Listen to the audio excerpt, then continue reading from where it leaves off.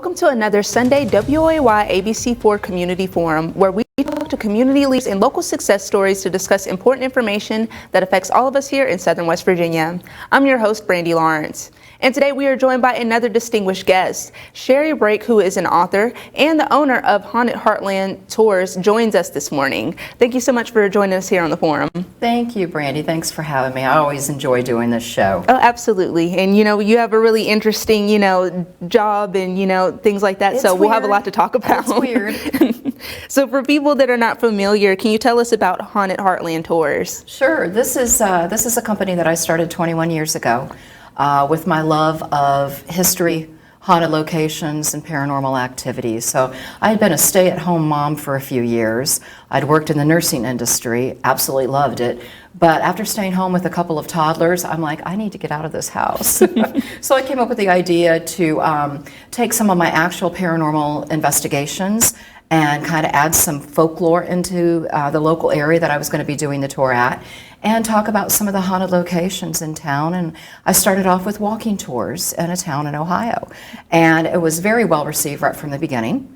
So that branched out into hiring buses to take us to haunted locations to do local tours. Then I started renting out these haunted locations overnight: prisons, asylums, hospitals, all of these old locations that harbor ghost stories, and then get people to go there with me and spend the night and investigate the paranormal, which then segued into instructing classes on the paranormal at local colleges and community centers. And then it branched into international tours, which I hold every year. I do tours to Ireland and Scotland. In March, we came off of a haunted Las Vegas tour, which was a lot of fun. So I love it. I love what I do. I don't view it as work, except at tax time. Yeah. It's work then. But I enjoy meeting people and sharing with them my love of haunted history. That's great. And what really, sparked your love of haunted history and the paranormal? Oh gosh, I was a weird kid. When I was growing up back in the 60s, there were some really interesting television shows that were on TV. The Outer Limits, The Twilight Zone, The Addams Family. I enjoyed watching movies like Dracula and Frankenstein, and I was just a little kid. And then when I started to read, I would go to the library at school and I would pick out really weird books to read. Books on ESP, books on extraterrestrials, books on haunted history, the Egyptian pyramids, things like that that a typical 8 and 9-year-old wouldn't really read at the time. So I think my parents kind of tolerated my love of the weirdness, and yeah, it was a cool thing. So I've always been intrigued with the paranormal, with ghosts, with spirits, and not only that, but with history, because knowing the history of an area is so extremely important with a paranormal investigation. Why would this location be haunted? Why would this house have a ghost? Why would this battlefield be haunted? Why do people see ghost soldiers? So for me, it's a learning experience. I don't think that there's any professionals in this field, because you can't even prove that ghosts exist. So how can you be a professional about something that you can't even prove exists? I have the knowledge. I have a lot of experience, thousands of investigations and ghost hunts. So I have that to draw on. But I really don't believe that there's any professional in the field. So to answer your question, my love started very early on of the paranormal and on haunted history. Wonderful. And how do you find these haunted places? Do they kind of find you, or do you get kind of leads, or? Well, doing investigations privately is something where people would come to you and say, hey, I think I have a ghost at my house, or we've had some really weird things happening. Would you come and investigate? So when I started doing investigations, I was in my early 20s, and I'll be turning 60. So I've been at it a while, and I was doing it back before people openly talked about the paranormal. This was back before there were any ghost hunting shows on television, and now there's 15 shows out there on ghosts and teams that go investigating, into the darkness to find something unusual. So when I first started doing it, it was all hush-hush. It was word of mouth. People would come to me and say, we need you to come. We think we've got something going on at my house. Now, when I began Haunted Heartland tours 21 years ago, some locations were already advertising they had ghosts. So these were the big ones, and I'll give you a few in the Ohio and West Virginia area. It would be the Ohio State Reformatory in Mansfield, Ohio. It was Franklin Castle in Cleveland, Ohio. It was Prospect Place in Ohio. It was locations like the West Virginia State Penitentiary in Moundsville, which I'm sure you're familiar with, Trans-Allegheny Lunatic Asylum in Weston, West Virginia, and then Whipple Coal Mining Store, which was here in this county, was a good one to go investigate. It's closed now, but it was a good one, a few years ago to go investigate. So a lot of these places, it's popular now to investigate and say, oh, we've got ghosts. There are distilleries that are haunted, brew houses that are haunted. There are restaurants that are haunted now. There are hotels that love to tell you they've got, some history at their hotel, but also they have ghost stories at their hotel. Back in February, I did the Appalachian Conference, which was held in Parkersburg, West Virginia, at the historic Blennerhassett Hotel. They're I've haunted. actually been there. Oh yeah, it's a grand, it's a lovely town right there on the river. Lots of haunted history in Parkersburg with the Blennerhassetts, and that hotel was wonderful. And the conference was the first one. They're going to have a annual conference, so next year they'll be holding it again at the Blennerhassett. So a lot of these places you hear about being haunted, they invite you to come in and investigate. I just formally book it. I usually book it for an overnight, and then people will join me through my website to come and explore the location with me. So is there like a list of things, like kind of prerequisites that people kind of bring to you and they're like, I think like my house is haunted because I see this, this, and this, or is it just kind of like weird occurrences like going on that makes them think? Well, now it's so popular, and it's everyday conversation about the paranormal. Everybody knows pretty much what an EVP is or what EMF is, or if they watch any of these shows, they know about electronic magnetic fields. They know about what different terms mean because they see it on TV all the time. But 25 years ago, when somebody would approach you about, we need our house investigated, it was usually pretty serious. Now it's more of a fun thing to do for people. It's entertainment for them to have somebody come and investigate their house. And most houses that are truly haunted, it's very, very rare to find a house that is truly haunted. Probably 3% of what I investigate truly has an issue going on. Most people are comfortable with their ghosts or their spirits in their house. Very rarely do I come across somebody who wants to move because the activity is so great that they can't sleep. Their children suffer because of it. If it's a couple, they might have arguments with their partner all the time just because that energy is so negative. Reasons why people would contact me or contact somebody to come investigate would be seeing things in their home. Shadows out of the corner of their eyes, the black shadows, shadow people. They might hear things in the middle of the night. They might hear footsteps upstairs, maybe doors opening and closing constantly, TV stations changing themselves, radio stations changing constantly. They might actually see apparitions that try to communicate with them, which can be pretty unsettling to the typical homeowner. So it can be a multitude of reasons why people contact me. In the past, there's been children that have conversed with ghosts, which is quite unsettling to the mom or the dad to have that happen with their children. So there's numerous reasons why people would contact you, but I actually turn down a lot of investigations now because I get the sense that it's just something fun for them to want to do. And there's a lot of costs with traveling, especially if it's somebody out of state and they're like, hey, we're 6 hours from you, but could you come this Saturday night and investigate? We want to have some friends over. We're going to order pizza. And it's like, that's not really what an investigation is about. Yeah. It's not a carnival type atmosphere. It's not a party time.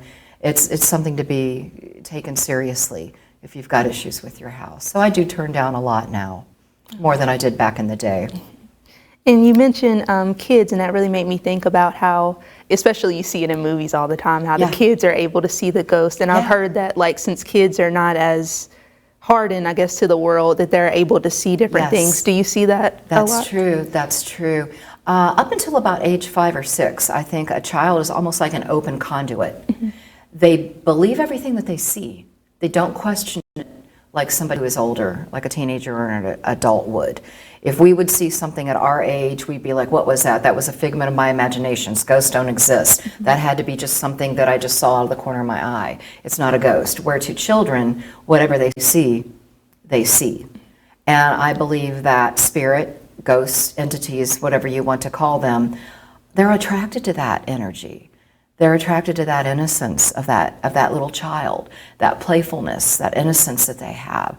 So I think that they're more likely to come and show themselves to the younger ones. And there's been some studies on, you hear children who have imaginary playmates. And they sit and they talk to somebody that we can't see.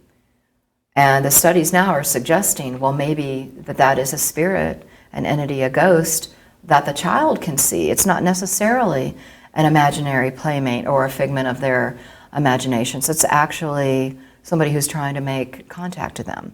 And I remember as a child, I had an imaginary playmate, and I named him Lurch because of the character that was on TV at the time. And Lurch to me, and this man that I saw, he would meet me, I was 2, he would meet me under the kitchen table at our home, and he would sit down and he would talk to me. And he wore a black outfit, had a white shirt, had whitish hair, and was older looking, very rough features, and he was so tall under the table as he was seated, he was hunched over. And he would play with me, and we would play games, and he would roll a ball back and forth, which is really weird to even talk about it now. But I really do believe that was somebody from the other side that just happened to appear and knew at the time I was an only child and I needed a playmate. And after I saw him probably 5 or 6 times, he went away. So, yeah, it's interesting. It's a little weird.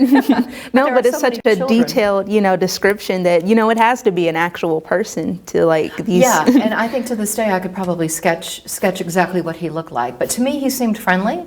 To my parents, they weren't really concerned about the imaginary playmate. And after my mom had the second child in the family, Lurch went away. So I guess I had a baby to play with instead of Lurch.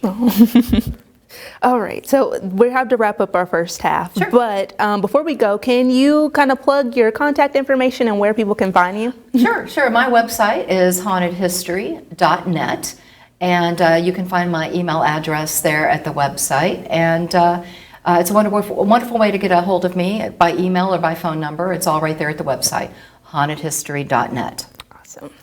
All right, and you guys come back for our second half where I speak more with Sherri Brake about the paranormal. Back to Community Forum. I'm here with Sherri Brake. She's an author and the owner of the Haunted Heartland Tours, and we're going to talk more about her books and being an author. So what is the process really for you as an author to write these books? Be inspired. Be inspired by something. And often I get emails from people, they're like, you've written over 20 books. How do I branch into that? Do you self-publish? Do you have a contract with a company? And I've done both. My first 2 books were with Arcadia, the history press, and they were on Ohio. Haunted Stark County, which is the Canton area in Ohio, was my first book. The second book was The Haunted History of the Ohio State Reformatory, which is in Mansfield, Ohio. And if you've ever seen the movie Shawshank Redemption, that was where that movie was filmed, was at the Ohio State Reformatory. So the process is, find something that you love to write about. Write about what you know. Unless you're writing fiction, and then you just have to have a really good imagination, right? My books are haunted history. So my books are basically based on locations, ghost story, folklore, haunted history. The process for me is compiling information, not only the history, that's a lot of research with history, and we'll use the Moundsville prison as an example. That is the West Virginia Penitentiary in Moundsville, West Virginia. I've written 2 books on it. The first book that I wrote on it was over 500 pages. I'll never write a book that thick again. Because not only when you write books do you have to sign them, but you have to ship them. And the more they weigh, the more postage there is. Plus, when you do events and you do book signings, you have to carry boxes of those books. So a book that is 500 pages weighs a lot more than a book that is this thick. So the process for me with that was simply compiling all the information that I had gathered over years of investigating that building. And as a tour owner, on occasion, I would rent that building out 10 times in 1 year, and I would invite up to 50 people on each event to join me. So these 50 people would come, they would spend the night with me in the prison. You don't sleep, you wander the halls till about 4 a.m. And then after the event was over, a few days after that event, I would start to get emails and phone calls about, hey, this happened to us while we were in the boiler room, or hey, we were in the cafeteria at the prison and we saw this, or hey, we were in the psychiatric ward and we heard this noise. So I started collecting all of these emails, all of these stories, these photographs, and I had enough to write a couple of books on the prison. So I would contact these people, I would use their experiences, I would add my own investigations into that book and the history, kind of blend it all together, and then you have a book. So when I did the book on the Trans-Allegheny Lunatic Asylum in Weston, West Virginia, it was the same process. I had rented it out several times. I collected stories from people, their experiences, things that happened to them, how they felt, what they saw, sometimes what they smelled. It's very unusual during a ghost hunt what can happen. All your senses are involved in that. You just don't see something. Sometimes you can taste something, you can feel it, you can hear it, you can smell it as well. And compile them all together, and you get a book.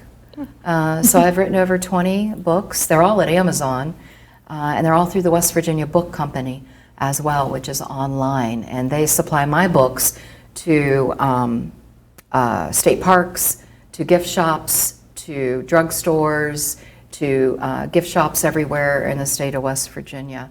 It's a great outlet for West Virginia authors to get their works out there. So basically just compile all the information, research a lot, and then get busy typing. And I'm not much of a typer, but you learn, especially when you self-publish, which is all my books now are self-published.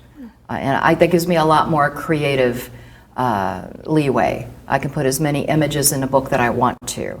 I can put as many words into a book that I want to. When you sign a contract, you're very limited with what you can do, what you can say, because they typically have a certain format that they want you to follow. So as somebody who's creative, you get a lot more leeway when you self-publish. Definitely, definitely. And you have those, PR people over you, and you're like, no, this will look better. And like, no, I'm going to do it the way I want to. Right. My first book, I think it was about 25,000 words, and I was allowed 20 photographs. Mm-hmm. That was it. The very first time I self-published, which was the penitentiary book, it was 500 pages and over 70 images. So I'm a visual person, and I think if you write a book about ghosts or spirits or the paranormal, people want to see a photograph. Yeah, they want the proof. They just don't want to see text about the boiler room. They want to see photographs of the boiler room.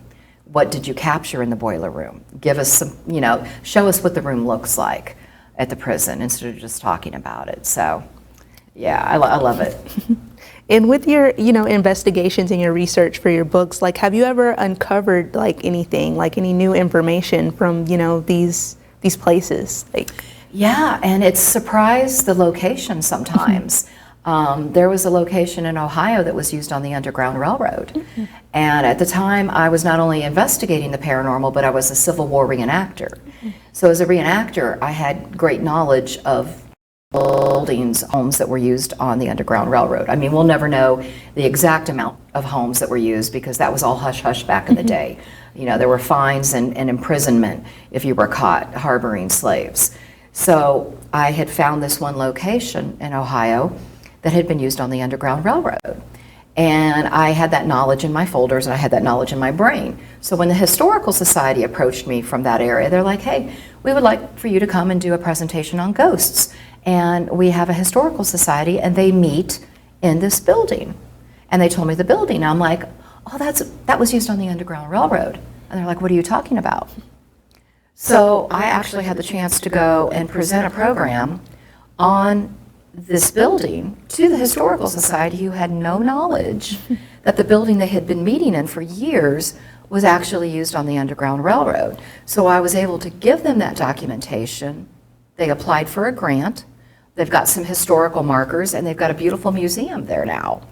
So that was really cool for me to be able to say, hey, you've got this gem. You can apply for grants, you can get some funding, and you can turn this into a museum, and that's exactly what they did. So I love to share that, because I'm like a little bulldog with information. I find one little detail, and I just chomp away at it. I interview people, I interview neighbors, I've interviewed former inmates, you know, at prisons and things like that, and I found sometimes surprisingly interesting facts, and then shared them with the staff and with the directors, and they're like, wow, how do you know this? And I'm like, well, I found a newspaper article on it, or I was contacted by this prisoner, and he told me, you know. So it's always fascinating when you can share information like that with people that work there or live there even. Definitely. And have you ever encountered, you know, anything, you know, really paranormal, anything that was like, I know there are, you know, certain little things that, but what was like one of the biggest like moments at least you've had so far? I know it's been a while. In the paranormal, it's been a hot minute. Yeah. Yes, it's been a long time.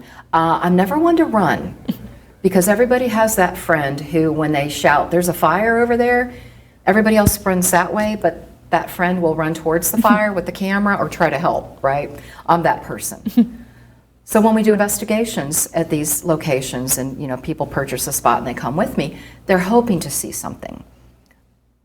But a lot of times when they do see something and it's face to face, they'll take off, because they didn't expect to see it, number one, or number two, it really shook them to their religious foundation with what they experienced. For me, I have seen, felt, heard, smelled things. I'll give you some examples. The Ohio State Reformatory, we mentioned that earlier. I recall being in there one night on one of my own events, and I know the building so well that I walk around without a flashlight. So everything's powered off. Everybody's got headlamps on or flashlights except for me. And I'm just bebopping into cells. I'm walking up and down corridors and hallways because I know it really well. So I step into a cell in an area. It's very quiet, very dark. It's probably after midnight. And I hear my name whispered behind me. Sherri. So I turn around thinking, of course, it's one of my guests that are there with me, and there's nobody in the cell. So that's cool. It would freak some people out, but to me, I'm like, okay. You know, I step out of the cell, I say, anybody here? And of course, there's nobody there. So I believe that they knew my name, and they just wanted to say, hey, you know, we're here, we're right behind you. I've had my hair pulled. And some of the prisons, which is unsettling. Again, walking down a hallway or corridor in the dark and get a jerk on the back and turn to say, hey, you know, are you messing with me? Thinking it's one of my friends that's on the investigation or just another guest, and there's nobody there. So, and I've had shoves where I've been shoved, or my shirt's been pulled from behind. That gets your attention very quickly. Yeah. Hearing your name whispered's one thing, but having that physical touch and then turning and there's nobody behind you can be intriguing. I never get scared. I never run. I'm always wondering, wait, whoa, what happened? What caused that? Why did I see a shadow person out of the corner of my eye? Is the moon coming in through a window? Did I catch my own shadow? So I stand there and I analyze things. So yeah, I've been shoved, I've been touched, I've had my name yelled at me. I've had children, I believe children, grab a hold of my hand as I've been walking, because it's felt like a tug pulling down, like a child, and I have kids, so I know what that, and grandkids, I have, you know what that feeling feels like when a child, I've had a ghost dog brush up against me, and felt like his tail wagging up against me, which was really strange, because you don't think of ghost dogs and right. things. And then again, I talk with staff, and they're like, "Oh yeah, people tell us that they have a dog that comes up to them." And I'm like, "Are you kidding me?" They're like, "Oh no, there was a woman here last week that was a psychic that walked in and said, 'Oh, do you know you have a ghost dog?'" And we kind of laughed about it. And I'm like, "Well, something came up to me and was like licking up my knee and was brushing up against me, and I could feel that, like a big dog, like the tail wagging up against my leg." I'm like, "Oh, that's our ghost dog." So to answer your question, yeah, I've had a lot of little things happen like that. I've never been hurt. I've never been scratched. A lot of what you see on television is exaggerated. You know, a lot of the paranormal shows, and I hate to say this because I've been on a few of them, but it's all about ratings. You know, they factor in the spooky music. They have to have something happen or nobody's going to tune in next week. So I'm not going to come out and say that they faked things, but there have been allegations of some television shows embellishing the paranormal. The last show that I worked on was a fabulous show. It's called Destination Fear. And I believe it was on the Travel Channel. Best group of people I've ever worked with. The show aired about 2 years ago, and it was shot at the West Virginia Penitentiary. And I really enjoyed working with that crew. So there are good shows that I've worked with, and then there's lesser quality. Well, I hope we're one of the good ones. Yeah. And we'll have to wrap up here, but before we go, can you plug, your information one more time so people can find you? Sure. You can find me on Facebook at Haunted Heartland Tours. You can find me on Instagram at Haunted Heartland Tours, and also at my website, which is hauntedhistory.net, and you'll be able to find my email address and my phone number at the website. If you're interested or you have some questions, often I get people that email me with questions about, hey, what's haunted around me locally, so I could probably help you out with that as well. All right, well, thank you so much for joining us today, and thank you all for watching. Come back and see us next week. We speak with another distinguished guest, and you guys have a happy Sunday.